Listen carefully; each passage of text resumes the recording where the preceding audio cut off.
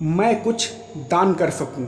एक बुजुर्ग शिक्षिका भीषण गर्मी के दिन में बस में सवार हुई, पैर के दर्द से बेहाल, लेकिन बस में सीट ना देखकर जैसे तैसे खड़ी हो गई। कुछ दूरी ही तय की थी बस ने कि एक उम्रदराज औरत ने बड़े सम्मानपूर्वक आवाज़ दी, आ जाइए मैडम, आप यहाँ बैठ जाएं। कहते हुए उसे अपनी सीट पर बैठा दिया। खुद वो गरीब सी औरत बस में खड़ी हो गई। मैडम ने दुआ दी, बहुत बहुत धन्यवाद, मेरी बुरी हालत थी सच में। उस गरीब महिला के चेहरे पर एक सुकून भरी मुस्कान फैल गई।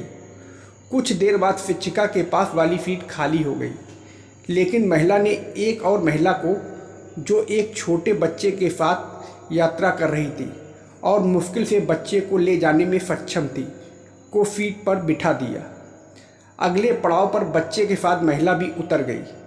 सीट खाली हो गई, लेकिन नेक दिल महिला ने बैठने का लालच नहीं किया। बस में चढ़े एक कमज़ोर बूढ़े आदमी को बैठा दिया, जो अभी अभी बस में चढ़ा था। सीट फिर से खाली हो गई। बस में अब गिनी चुनी सवारियां ही रह गई थीं।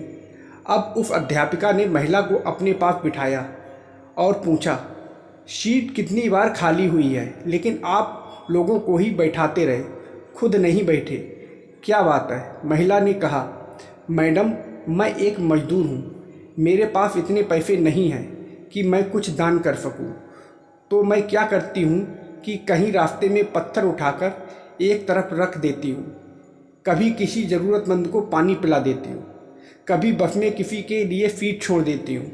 फिर जब सामने वाला मुझे दुआएं देता है तो मैं अपनी गरीबी भूल जाती हूँ, दिन भर की थकान दूर हो जाती है।